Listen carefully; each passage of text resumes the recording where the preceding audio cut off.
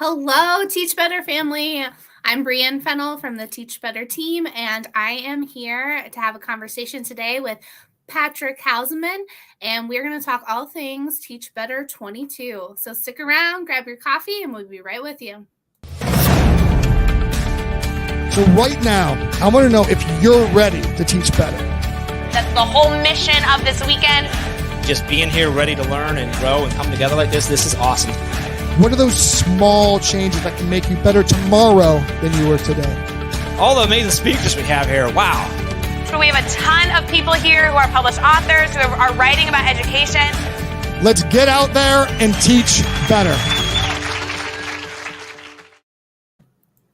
Welcome back, TeachBetter family. Again, I'm Brienne Fennell from the TeachBetter team, and I'm here with Patrick today to talk about his mission to road trip to TeachBetter 22.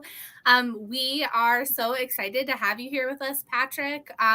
For those of you that might not know Patrick in our TeachBetter community, we're going to give him a few minutes to just kind of talk about himself and give us a lowdown on all things education when it comes to Mr. Hausammann. Hi, Brienne. Thank you for having me. Super excited to be headed to TeachBetter 22. And the road tripping reference was actually a connection to one of my buddies, Phil Strunk, at Mr. P. Strunk on Twitter. We actually went to TeachBetter 19, and we're going to be making a trip to TeachBetter 22, driving from Virginia and then back from Virginia. So should be fun both getting there, having the awesome time, and then getting our way back. But I am in Virginia, about as far up as you can go before you hit West Virginia, in a little county called Clark. I am supervisor of instructional technology, as well as leading our new teacher induction program. And I'm a direct tech coach for two of our buildings. And in case that wasn't enough there to keep me busy, I also lead a nonprofit, Unison EDU, to help schools with PD. And then I'm on the board of the Virginia Society for Tech and Ed, as well as various other goodness. Just like all of us in education, we just keep adding hats to the mix and trying to help as many people as we possibly can. Oh, thanks for sharing that, Patrick. Do you want to tell us a little bit, like, why EdTech? Like, what are you so passionate about that you have all these different roles and then adding in the nonprofit? Yeah, for me, EdTech is all about trying to open opportunities and enhance what can happen in a classroom. One of the biggest things I stress when I work with our teachers and I talk to people, present at conferences, is the fact that if you're using tech just to use tech, then you're not using it in the right way. If paper and pencil is the best thing, if getting outside and doing stuff there and really experiencing things hands-on is the best route, then go that route. When tech fits and adds something in, add that piece in that'll open opportunities, open those creativity windows for students. Use tech then, and then when it doesn't fit, don't use it. But trying to keep up with the new stuff and adding different certifications here and there, I really love tech in the way that it continually pushes me to keep getting better and better at what I do and stay current with what I do. In different spaces in education, it's sometimes a little easier to kind of drop off and settle in. If you kind of drop off and settle in with tech, you're going to be behind definitely within a few months, but probably a few weeks, even a few days. I know one of the most recent things is Flipgrid became Flip. So if you missed that just a little bit ago, then you're behind there and you're going to be saying the wrong name for a big piece of text. So I love the fact that it pushes me, and then surrounding myself with a PLN that does the same really helps. Yeah, so tell us a little bit about how did you get involved with the TeachBetter family? And like you said, your PLN is really important to you, like keeping current and just being excited about education. So tell us a little bit about TeachBetter and your connection. Absolutely. So the connection with TeachBetter probably began years and years ago, probably even before TeachBetter 19, things like that. Me and Phil had done different things with chat. Phil had done WildEd Chat, the chat that he started and ran for years. And then we came across like Mastery Chat, which of course is in the world of TeachBetter now, but just starting to kind of branch out there and know the power that Twitter held for us. And of course you have Facebook, you have Instagram, TikTok, all the different places where education always finds a way to carve out a niche. But as we grew those connections on Twitter, we did more in the chat. Then you started having the direct messages off to the side and doing virtual things. And one of the things that actually was really nice about COVID for me was how much those virtual connections exploded and how much you got to see people more and more that you wouldn't necessarily see from different states and things like that. I'm glad that conferences have swung back to being in person, but I love the fact that we were able to build those connections more so than just a Twitter chat or a direct message. We were able to branch that out into live talks and even live streams like this one. And TeachBetter has always been kind of a community that is always there to support you. You always see some big name people, and me as kind of an introvert and sometimes hitting that imposter syndrome. TeachBetter is one of those groups that definitely helps me to be able to connect to people and know that regardless of how many books somebody published or how many years they've been in education, how many speaking events they do, it's always a group. Everybody in it is willing to help you out. It might take them a little bit to get back to you because everybody's super busy doing tons of things, but they're going to get back to you. They're going to help you out, and they're going to make sure that you're not only good then, but they're probably going to swing back and check back with you in with you and keep pushing you forward, keep helping you. I love that. We definitely are here to help you and to make sure that we're all growing to be better. I want to hear a little bit more about TeachBetter 19 and what that experience was like for you. I also was at TeachBetter 19, and it still stands out in my mind as like the bar of how I like hold all other conferences up against. So tell us a little bit about your experience there. Absolutely. I actually came in right before, I think, a social before it started. I was at another event, flew into Akron, drove over with my buddy to get in. And just even from the beginning, seeing people in those pre kind of conference socialization settings of going out to a restaurant, something like that, even that was different than a lot of conferences I've been to. The smaller atmosphere was a lot nicer to be able to socialize, talk with people. When you go to something like ISTE or other big conferences, you might have some of those small niches where you go out with your group of friends, but you're not seeing a lot of those big name speakers. You're not hanging out with those same people you're going to see the next day.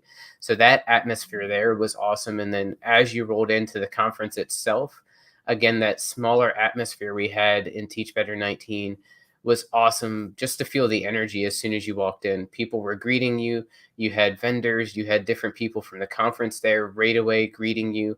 Every session from the opening keynote through had great energy, and just the sessions themselves just felt kind of more family-like, I guess would be the sense that I got, than a lot of other conferences. You didn't walk into a room with like hundreds and hundreds of people.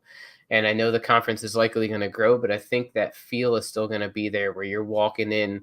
It's a conference with your PLN. You're going to meet some new people, but you're also going to continue to build those connections. And those connections have carried on. And me and Phil, from presenting at that first conference together, I'm presenting a solo session plus bringing me and Phil back for another session this time. So it's becoming a tradition and an awesome thing we look forward to.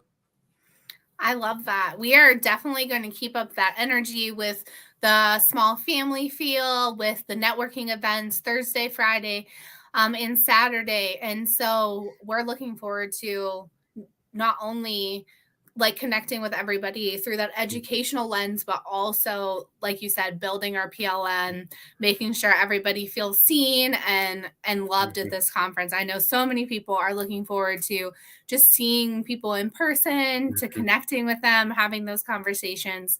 And so we're so excited about making this this feel a lot like TeachBetter 19.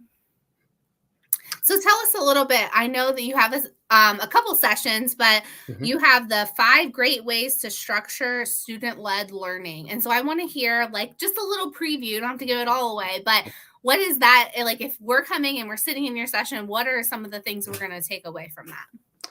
Yeah, so that session came about just over the years, different things that have really resonated and worked well with our teachers to kind of start that transition, and things that lead themselves well to maybe being a little more teacher-led at the beginning of the year and then easily customized, easily changed as the year goes to really start to get to that student-led learning side. And this really holds a number of things. There's 5 different things noted in the title. If I have time, and I usually do, I squeak in a 6th one. So it's really going to be 6 different ways that you can package learning, everything from hyperdocs and choice boards and different things along those lines, with resources from I'm completely brand new to I'm a pro, how can I kick this up a notch, all the way through looking at and culminating to the grid method, and something that has been new for a number of people at different conferences I've been at. And then as we go through, I also try and build in time for the attendees to share out, because a lot of times at these events and these different things, people have tried different things, and I've seen a few things I presented, I've taken feedback, but crowdsourcing that room and getting their input always makes this presentation better every time it happens. I love that you build in that time, because so often we're taking notes or we're kind of thinking in the moment, and then right away we're going to another session. Mm-hmm. And so I love that you build in that time to have those genuine conversations, and people are able to take your ideas from your session and go and use them right away, because you've given them that time to kind of brainstorm and connect. And with all the networking events, they might be able to connect with you later on too, and give some of their ideas or feedback, or get feedback from you as well.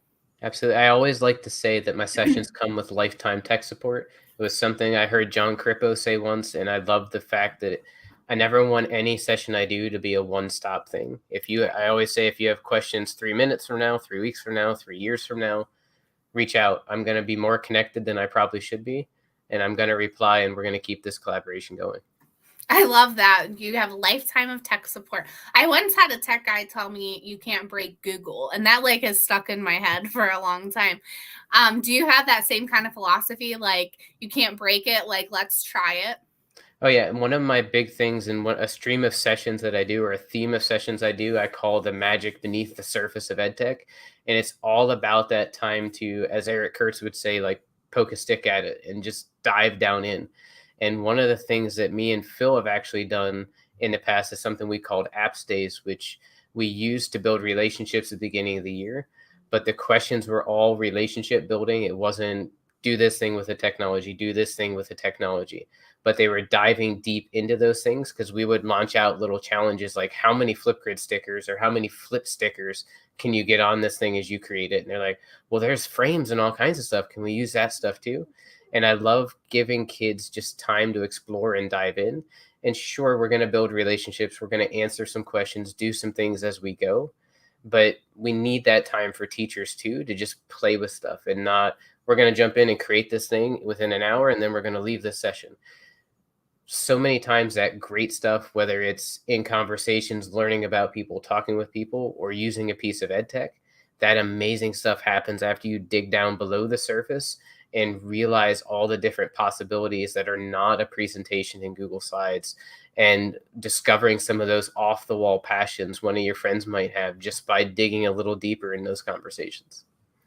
What would you suggest attendees bring to your session? Like, can they do a lot of this stuff on their smartphone, or do you think computer, iPad? Like, if you could pick things for the attendees to bring to your session, what do you think would be the most helpful for them?